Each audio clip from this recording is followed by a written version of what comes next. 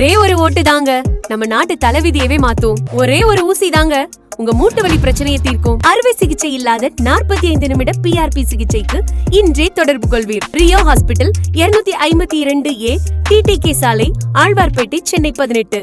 தொடர்புக்கு 9884888288. வணக்கம் மிஸ்டர் சங்கர் நாராயணன். வணக்கம் ஐயா. வணக்கம். என்னுடைய பேர் ராஜேந்திர ராஜா. என் பேர் சங்கர் நாராயணன். எஸ், உங்களை நீங்க பிரபல்யம், உங்க பேர் சொல்ல வேண்டியதில்லை. ஏன்னா உங்களை நான் பல்வேறு இடங்களில் பத்திரிகைகளில் பார்த்துருக்கேன். நீங்க தொழிலதிபர்களுக்கு, அரசியல்வாதிகளுக்கு, மிக முக்கியமான VVIPக்கெல்லாம் நீங்க சொன்ன ஜாதகம் பழிச்சிருக்கு அப்படிங்கிறதையும் நான் கேள்விப்பட்டிருக்கேன். எஸ், அது நிறைய பேர் பார்க்குறேன். நான் அது கமர்ஷியலாலாம் பண்ணது கிடையாது. நான் ஜோதிடம் தான். அது கமர்ஷியல் கிடையாது. நீங்க பணத்துக்காக ஜோதிடம் பார்க்குறவரா இல்லை. சிறப்பான விஷயமா இருக்க. சில பேர் 1 லட்சம் கொடுங்க அப்பதான் உங்களை என்னுடைய யூடியூப்ல கூட என் நம்பர் வராது. என் யூடியூப்ல பார்த்தீங்கன்னா என் ஜோதிடம் சொல்லியிருப்பேன். என்னுடைய கான்டாக்ட் நம்பரு, வாட்ஸ்அப் நம்பர் எதுவுமே வராது. அப்போ வாழ்க்கையில் யாராவது நல்ல நேரம் இருந்தால் தான் உங்களை பார்க்க முடியும் அப்படின்னு நினைக்கிறீங்க இல்லையா? நான் 40 வருஷமா பாக்குறேன் சார். நான் நிறைய நம்பர் பார்த்துருக்கிறேன், நிறைய ஃப்ரெண்ட்ஸ் பார்த்துருக்கேன், நிறைய டைரக்டர் பார்த்துருக்கேன், ப்ரொடியூசர் பார்த்துருக்கிறேன். ரஜினி சார் வீட்டுக்கு போயிருக்கேன் சார். ரஜினிகாந்த் வீட்டுக்கே போயிருக்கீங்களா? ரஜினி சார் 2016 போனேன். அப்போ கபாலி ஆரம்பிக்கிற நேரம் படம் நடிக்கலாமான்னு கேட்டாரு. நீங்க படம் நடிங்க, உங்களுக்கு சத்தியமா அரசியல் கிடையாது. நான் தான் வீட்டுல போய் சொன்னேன். அரசியல் கிடையாதுங்கிறது சொல்லிட்டீங்க? வீட்லயே சொன்னேன் சார். ரஜினி சார் வீட்டுல போய் உங்களுக்கு அரசியலே கிடையாதுன்னு சொன்னது நான் தான். கபாலி நடிக்கும் போது, கபாலி நடிக்கலாமாங்கும் போது எனக்கு ஒரு ஆள் ரெக்கமெண்டேஷன், டைரக்டர் நடிகர் சுந்தர்சி. அவர் எனக்கு சங்கராயணன் என்னை அனுப்பிவிட்டு அவர் தான் நடிகர், குஷ்பு ஹஸ்பண்டு. நான் வீட்டுக்கு போயிட்டேன். அப்போ கேட்டார் நடிக்கலாமா? நீ நடிங்க, ஆரோக்கியமாக இருக்கும், நடிங்க சார். ஆனால் உங்களுக்கு அரசியல் கிடையாதுன்னு 2015-16 சொல்லிட்டு வந்துட்டேன். அதனாலதான் அரசியல் இருந்து அப்படியே அரசியலுக்கு வர்ற ஐடியாவை அவர் ஜாதகத்தில் இல்லையே. ஜாதகத்தில் இல்லையா? அவருக்கு ஆண்டவன் கொடுத்து சூப்பர் ஸ்டார் பட்டம் தான். இப்ப அவர் என்ன சொல்றாருன்னா, ஒரு தலைவனை 26 எதிரிகள் சேர்ந்து எதிர்த்தா யார் பலசாலி அப்படின்னு ஒரு குரல் கொடுத்திருக்காரு. அவர் யாரை மீன் பண்றாரு? மோடியை தான் மீன் பண்றாரா? அப்ப மோடிய 26 எதிர்கட்சிகள் சேர்ந்து எதிர்க்கிறதுனால, அப்போ ஒரு ஆள் எதுக்கு 26 பேர் படை சொல்றாங்கன்னா, அப்ப அவ்வளவு பெரிய ஆளா அவர் கருதுறாங்க அப்படிங்கறத ரஜினிகாந்த் சூட்சமா சொல்லிருக்காங்க. அப்ப இது நிஜமாகுமா?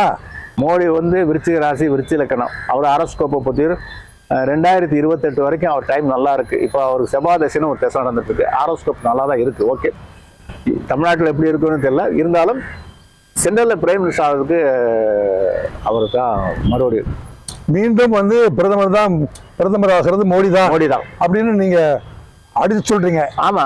ஏன் ராகுல் காந்தி வர முடியாதுன்னு ஒரு காரணம் சொல்றேன். யாருமே சொல்லியிருக்க மாதிரி நான் ஒரு காரணம் சொல்றேன். சொல்லுங்க. ஒரு தலைமுறைங்கிறது 33 வருஷம். ஓகே. 3 தலைமுறை 99 இயர்ஸ். ஓகே. அது நேருடைய அப்பா மோதிலால் காரில் ஆரம்பிச்சது. ஓகே. மோதிலால் பெரிய பணக்காரர். உண்மை. அவங்க அப்பா நேரு படிக்கிறத 4 காலத்துல 4 கார் நிற்கும். அதுக்கப்புறம் நேரு பிரைம் மினிஸ்டர் ஆனாரு. இந்திரா காந்தி பிரைம் மினிஸ்டர் ஆனாரு. Rajiv Gandhi prime minister. ராஜீவ் காந்தியோட 99 வருஷம் முடிஞ்சு போச்சு. ஒரு குடும்பம் 99 காலம் வாழும். அப்புறம் 3 தலைமுறை வாழும், 3 தலைமுறை இறக்கி விடுங்க. இட்ஸ் சைக்கிளிக்கல் சேஞ்ச் சொல்லுவாங்க. Cyclical change of every individual. அதுக்கப்புறம் காங்கிரஸ் வந்துருச்சு. ஆனா காங்கிரஸ்ல ராஜீவ் காந்தி ஃபேமிலி யாரும் உட்காரலையே. ஆமா, நீங்க சொல்வது உண்மைதான். கரெக்டா? அதுக்கு பதிலாக நரசிம்மராவ் அப்படிங்கிறவர் தான் ராஜீவ் காந்திக்கு மன்மோகன் சிங் கொண்டு வந்தாங்க. ராஜீவ் காந்தி இறந்ததுக்கு அப்புறம் 30 வருஷம் ஆச்சு. இந்த வரைக்கும் அந்த குடும்பத்தில் யாராவது உட்கார்ந்துருக்காங்க பிரைம் மினிஸ்டரா? உட்கார்றதுக்கு ஜாதகம் இடம் கொடுக்கலையா? நேரம் இடம் கொடுக்கலையா? அந்த குடும்பத்துக்கு வாய்ப்பு இல்ல. அப்ப கருணாநிதி குடும்பத்துக்கு பத்தி என்ன சொல்றீங்க? கலைஞர் குடும்பத்தோட இல்ல கலைஞர் குடும்பத்துல கலைஞர் வந்துட்டாரு. ஓகே. ஸ்டாலின் வந்துட்டாரு. ஓகே.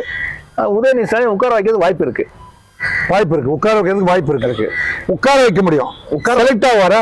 அதாவது எனக்கு செலக்டட் எலெக்டட் அப்படி வர மாட்டாரு. உட்கார வைப்பதுக்கு எப்போ வாய்ப்பு? 2026 உட்கார வைக்க வாய்ப்பு இருக்கு. எனக்கு அடுத்த வருஷம் மார்ச்சுக்கு அப்புறம் 1 வருஷத்துல உட்கார வைக்கிறது என்ன காரணத்தை அடிப்படையில் உட்கார வைப்பாங்க? ஸ்டாலின் இருக்காரு, பலசாலியா இருக்காரு, எல்லா இடத்துக்கும் புறப்பகண்டாக்கு போறாரு. அதாவது சூழ்நிலை உருவாக்கும், உட்கார வைக்க வாய்ப்பு இருக்கும். துணை முதல்வர் உட்கார வச்சிருவாரு. துணை முதல்வராக உட்கார வச்சிருவாருங்கிறீங்க. அப்ப குடும்ப அரசியல் நிலைநாட்டுவாங்கிறீங்க. குடும்ப அரசியல் கொண்டு வந்துருவாரு. ஆ. ஆனா அடுத்த எலெக்ஷன் எப்படி சந்திக்க போறான்னு தெரியாது. யார் சந்திப்பாங்க நீங்க அடுத்த எலெக்ஷன்? ஏன்னா 26 எலெக்ஷன் யாருக்கு போட்டியா இருக்கும்? 26 எலெக்ஷன் நான் சொல்றேன் சார், இது கண்டிப்பா நடக்கும். அடுத்த எலெக்ஷன் டஃப் ஃபைட் யாரெல்லாம் தெரியுமா? உதயநிதி, சீமான், உதயநிதி, சீமான், அப்புறம் வந்து விஜய், அப்புறம் வந்து இவரு அண்ணாமலை. இந்த 4 யங்ஸ்டர்ஸ் தான். இந்த 4 யங்ஸ்டர்ஸ் தான் வருவாங்க. மற்றவெல்லாம் போல் அவுட். அப்படியா? ஆமா, எல்லாம் வயசாகி போச்சு. யாருக்கு வயசாச்சுங்க? Junior citizen ஆயிட்டாங்களா? யாரு? எல்லாருமே சீனியர் சிட்டிசன். எல்லாருமே சொல்லாதீங்க, தமிழ்நாட்டில் குறிப்பிட்டு சொல்லுங்க சார். எல்லாருமே திமுக, அண்ணா திமுக எல்லாம் சீனியர். திமுக இருக்கிற எல்லாருமே சூப்பர் சீனியர். யாரு? எல்லாருமே. துரைமுருகனை வந்து ரொம்ப யங்ஸ்டர் ஆச்சு. துரைமுருகன்லாம் 15 வயசு தானே சார் அது? துரைமுருகனுக்கு என்ன வயசாச்சு? துரைமுருகன் இப்பதான் 22 வயசுன்னு நினைக்கிறேன். சரி, அப்போ இவருக்கு ஓகே. நேருக்கு சின்ன வயசு தானே? எல்லாரும் சின்ன வயசு தான் சார். இவங்களே வந்துட்டு இருக்கணுங்களா சார்? காலம் வந்து கணியும் சார். டிஆர் பாலு சின்ன வயசு தானே? ஆமா, 75 வயசு ஆகுது. ஆமா, 75 வயசு சின்ன வயசு தானே? எல்லாம் சின்ன வயசு தானே? ஏவா வேலுக்கு சின்ன வயசு தானே? எல்லாம் சின்ன சார். இந்த மாதிரி யங்ஸ்டர்ஸ் இருக்காங்கல்ல? ஆமா, இவங்களாம் யங்ஸ்டர்ஸ் சார். அடுத்த ஜெனரேஷன் இந்த 4 பேர் தான் சார். விஜய், அண்ணாமலை. அப்ப இந்த கட்சிக்கு முதியோர் இல்லம் கட்சி வச்சிடலாமா சார்? இல்ல, இந்த கட்சிக்கு முதியோர் இல்லம் முன்னேற்ற கழகம் வச்சிடலாமா? மாறும் சார். மாறலாமா? மாறும்.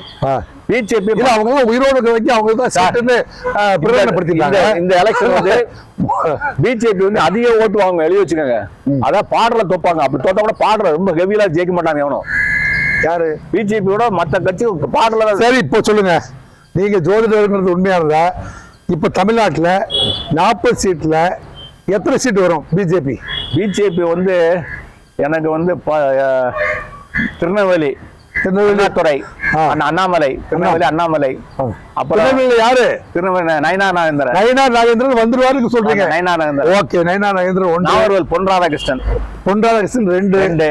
அப்புறம் வந்து அண்ணாமலை 3. அண்ணாமலை 3. அப்புறம் வந்து முருகன் 4. இவரு இன்னொருத்த வந்து தமிழிசை டவுட் தான். கொஞ்சம் முன்னப்பண்ண இருக்கு, பாடலாம் இருக்கு, டவுட்டா இருக்கு. ஓட்டு போலி. தமிழிசை ஜாதகத்தை பாத்தீங்களா? இல்ல, பாக்கல. பார்க்காம எப்படி சொல்லலாம் நீங்க? நல்லா வேலை பார்த்திருக்காங்க. நல்லா வரலாக்கு வாய்ப்பு இருக்கு. தேடி தமிழ்நாட்டுல அதிக ஓட்டுல ஜெயிக்கிற யாருன்னா டிடிவி தினகரன் தான். ஓ, டிடிவி தினகரனுடைய ஜாதகத்தை பார்த்து சொல்றீங்களா இல்ல அவர் ஒர்க் அவுட் பார்த்து சொல்றீங்களா? அவர் ஜாதகம் பார்த்தா வீட்டுக்கு போய் பாத்துறாரு. ஓ, அவருடைய ஜாதகத்தை பாத்திருக்கீங்க. அவர் நேரம் நல்லா இருக்கு. நான் அவர் வீட்டுலயே பாத்துருக்கேன் ஜாதகம். அப்ப பன்னீர்செல்வத்துக்கு? பன்னீர்செல்வம் ஜாதகம் வந்து கொஞ்சம் அப்சன் ஒன்று இருக்கு. ஒரு வழக்கு ஜெயிக்கலாம். ஏன்னா அவர் ஜாதகம் எனக்கு தெரியாது. டிடிவி தினகரன் ஜாதகம் பார்த்துருக்கேன். அப்ப டிடிவி தினகரன் வந்து ஜெயிக்கிறாருன்னா ஜான் பாண்டியன் போய் டிடிவி தினகரனுக்கு ஓட்டு கேட்டிருக்காரு. டிடிவி தினகரன் ஜான் பாண்டியனுக்கு பார்டர்ல வந்து கேட்டிருக்காரு. இந்த மிகப்பெரிய 2 கம்யூனிட்டி, தேவர் சமுதாயம், தேவேந்திர குல சமுதாயமும் கைகோர்த்திருக்கு.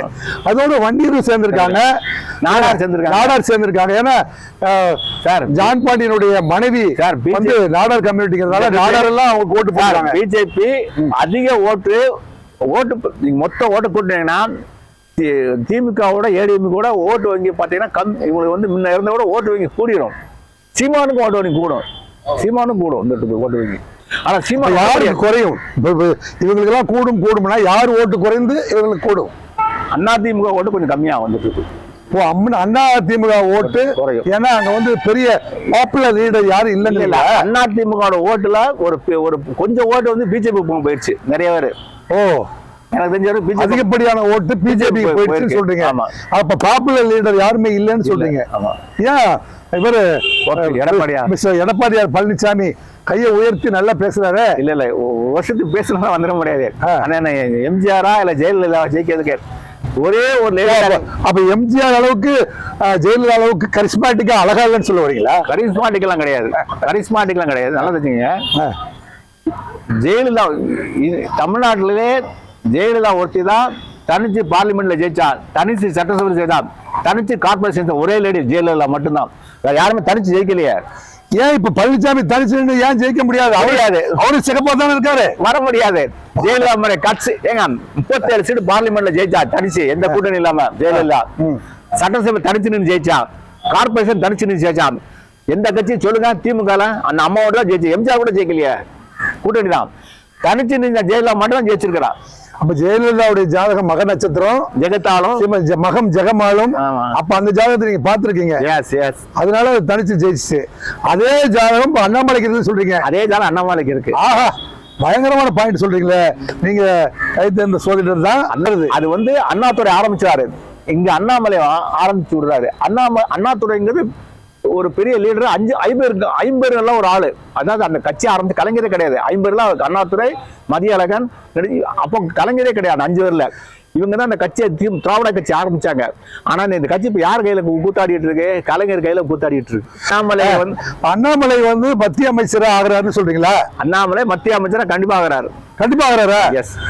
அப்ப அண்ணாமலை மத்திய அமைச்சர் ஆயிட்டாருன்னா உங்களுக்கு அண்ணா நகர் கிழக்குல இருக்கிற மிகச்சிறந்த ஹோட்டல்ல மத்தியான சாப்பாடு இருந்து. நன்றி வணக்கம். நன்றி வணக்கம். நன்றி வணக்கம்.